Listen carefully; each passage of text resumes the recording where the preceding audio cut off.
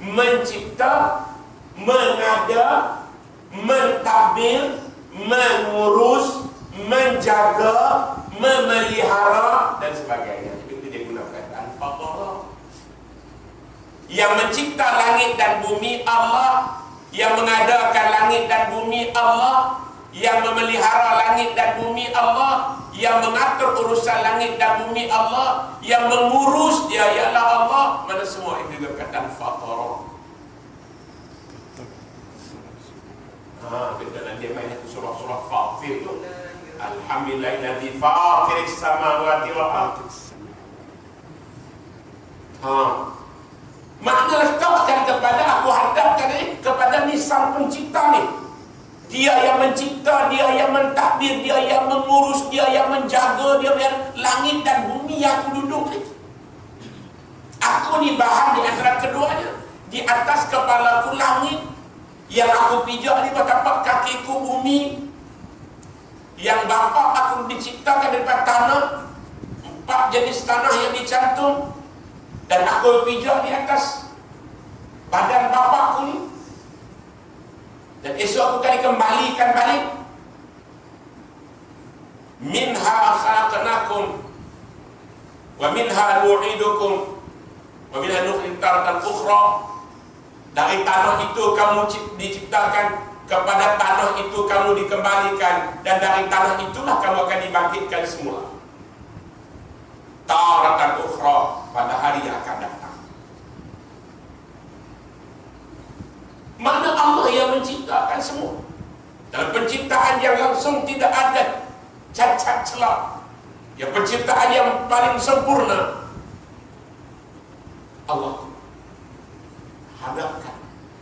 Termasuk aku ni, Allah yang mencipta dari setitis mani menjadi segumpal darah, kemudian dijadikan darah itu tulang, kemudian dibalutkan tulang itu pula dengan daging pejar, dan disempurnakan dengan akhir sempurna, dan terjadilah aku sekarang, dan aku berjalan di muka buminya. Patutkah aku tidak sujud rokok kepadanya? Patutkah aku tidak mensyukurinya? Patutkah aku menerakai Allah yang telah memberikan segala-galanya padaku? Renungi dalam salat dan ittifaq. Bukan perkara yang mudah, tak mencapai bukan perkara yang mudah. Kita selalu suruh belajarlah. Jangan tunjuk pandai, belajarlah. Ini kadang-kadang kita tunjuk pandai, tak nak belajar. Belajarlah. Belajar daripada awal sampai habis. Kita pernah dengar dulu orang tua kata belajar daripada buaya sampai ke yang lahat tu. Nantilah. Imam Syafi'i lalu pesan kita, kata bermadzhab Syafi'i, tapi pesanan Imam Syafi'i tak pernah kita dengar. Imam Syafi'i kata belajarlah, jangan cemur. Kemudian Imam Syafi'i kata lagi, dia kata kerana dalam pembelajaran lagi banyak kita belajar, lagi banyak yang kita tak tahu. Contoh macam pagi ni kita cerita pada iftitah pun kita nampak subhanallah. Dan selama ni aku baca ya. Aku baca, tapi aku tak tahu apa. Sebab itu Nabi hadapkan ke semua kepada Sang Pencipta. Sebab langit yang ada di atas sana, di bawah ada gumpalan awan, dan awan itu menurunkan air. Minal mu'thirati ma'an thajjaja, daripada gumpalan awan itu kami turunkan air yang mencurah-curah. Ma'a, air thajjaja, yang mencurah. Sebab itu aku nak hadapkan semua ni, sebab dia menciptakan langit bagiku mudah. Aku berada di bawah kolong dia. Subhanallah. Kemudian di atas ada lagi, atas di awal ada matahari yang boleh menjemur pakaianku. Menjemur. Kalau kita buat ikan kering, kita nak jemur dan sebagainya, menjemur daun teh. Semua nak kena buat. Mana di bawah tu ada kegunaan yang Allah menjadikan semua benda untuk kita, tuan-tuan. Kemudian di bumi kita buat keluar hasil bumi dengan emasnya, dengan apanya, itu di bawah perut bumi sana. Kemudian di atas bumi itu segala pokok-pokok binatang semua ada, semua untuk kita. Walladzi khalaqalakum ma fil ardi jami'an. bahawa Dia yang telah menciptakan apa saja yang ada di muka bumi ini untuk kamu semuanya. Jadi patutkah aku tidak mensyukuri nikmat Allah? Patutkah aku tidak rokok dan sujud padanya? Patutkah aku menderhakainya? Subhanallah. Tentu saja bila kita renung ucapan, tentu saja itu para sahabat dan mengalir air mata bila baca iftitah. Tapi sampai hari ini saya pagi kita tidak pernah mengalir pun air mata bila baca iftitah. Maaf kepada ayahanda Iman. Saya pun tak nak teriak bila baca iftitah. Maaf kepada abang-abang semua. Maaf. Kita tak perlu mengalir air mata. Ibu kakak yang minta maaf lah. Pernahkah ibu kakak mengalir air mata bila baca iftitah? Tidak pernah, bukan? Betul ke tidak? Terlalu balik di sana. Pertama tadi saya ulang balik sikit. Allah Ta'ala kan yang suruh baca yang Ibrahim baca ini wajah ke dia ini tu. Maknanya apa? Kata sesungguhnya aku akan menghadapkan wajah sahihku yang Allah menciptakan wajah ini dengan cukup elok yang saya baca ayat tadi. Kata inna sarnakum fa'asana suarakum. Sesungguhnya kamilah yang membentuk kamu, mencipta kamu dalam rahim ibu kamu dengan sebelah bentuk. Jika nak dibandingkan kita dengan beruk misalnya, beruk tangan kaki sama je. Tangan tu kaki-kaki pun tangan dia pegang doang. Tapi kita tidak. Agaknya kalau kaki kita jadi macam tangan beruk juga, melecak bagi kita badan merah. Tapi Allah tidak. Allah buat kaki beri tepal, supaya dapat menampung berat badan kita. Cantik kan? Bila Allah buat tangan ni tak panjang pula jari, agak ngam-ngam semua boleh pegang. Cuba Allah buat semua jari sama panjang. Macam mana Allah buat semua jari sama panjang. Macam ni, panjang jari tengah ni. Ibu jari pun panjang, jari tengah ni semua macam mana kau? Nak dengar tak boleh dengar. Macam yang ni panjang, ni panjang tak boleh. Kasi Allah buat ni pendek, ni nak berikan cantik lah. Selalu memang. Dia tak boleh cantik. Mana sebab kejadian.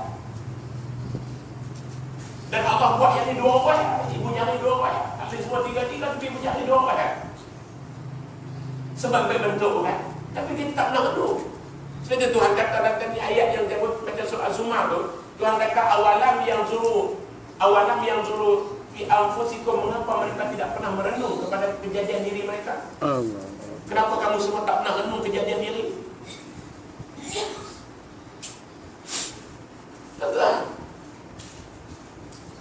Dan iftitah tu bukan ucapan saja kan.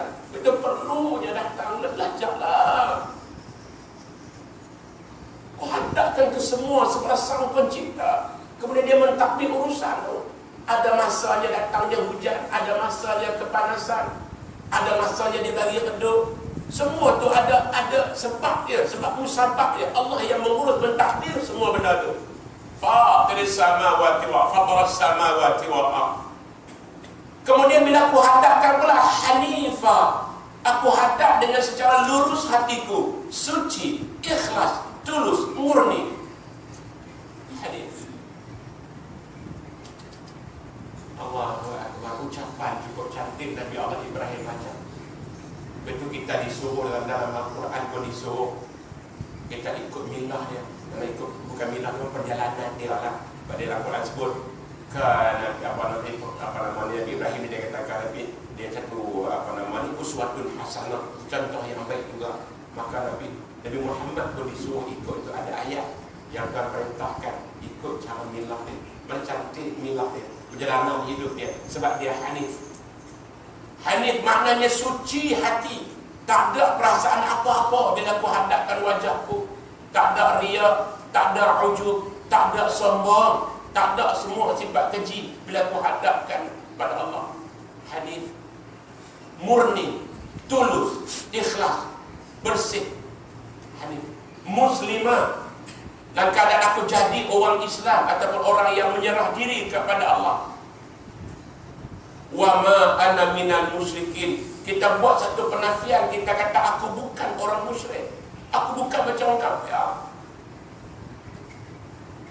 Namun hari ini banyak orang kehidupan kita hidup dia nama Islam, tapi kehidupan dia seumpama macam orang kafir. Contoh dalam soal perkahwinan, majlis perkahwinan misalnya, ada orang-orang yang buat seumpama orang-orang luar, orang yang bukan Islam.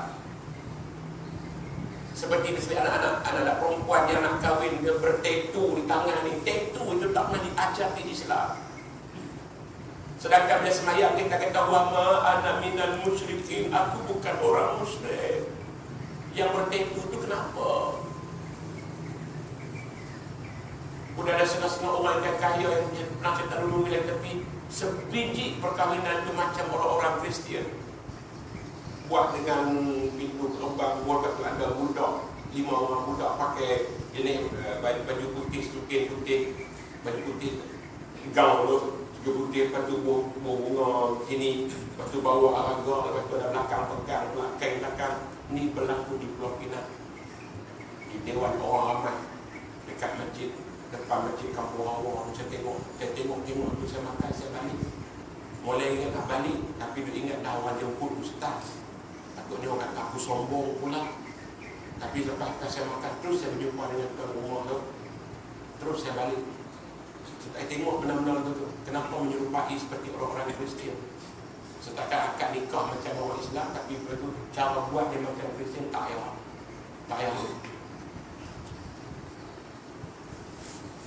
Allah suruh kita ikut Islam. Allah tak suruh kita ikut orang lain. Bahkan dalam satu hadis Nabi yang takut bila kita dengar riwayat daripada Abu Daud, di bawah tajuk tu akhlak tu. Tajuk mendatangkan akhlak tu. Nabi buat keluar satu hadis. Nabi kata man tashabbaha bi qaumin fa innahu minhum. Barang siapa bertasyabuh dengan satu kaum, maka dia sebahagian daripada kaum itu. Tak elok ke ikut Islam, tak cantik ke ikut Islam, tak indah ke ikut Islam, tak suka ke ikut Islam, tak mau ke ikut Islam, meluat ke ikut Islam, benci ke dengan ajaran Islam. Sebab kita ini sedang di sana guna kata hadis, lurus hatiku, muslimah, menyerah diri kepada Allah. Karena wama ana minal musyrikin, karena aku bukan orang musyrik. Kita buat penafian, aku bukan orang kafir, aku bukan si penyembah berhala, aku bukan begitu. Aku bukan golongan orang yang mempersekutukan Allah Subhanahu wa taala. Aku bukan orang itu. Nampak di mana ucapan itu? Kita tak merealisasi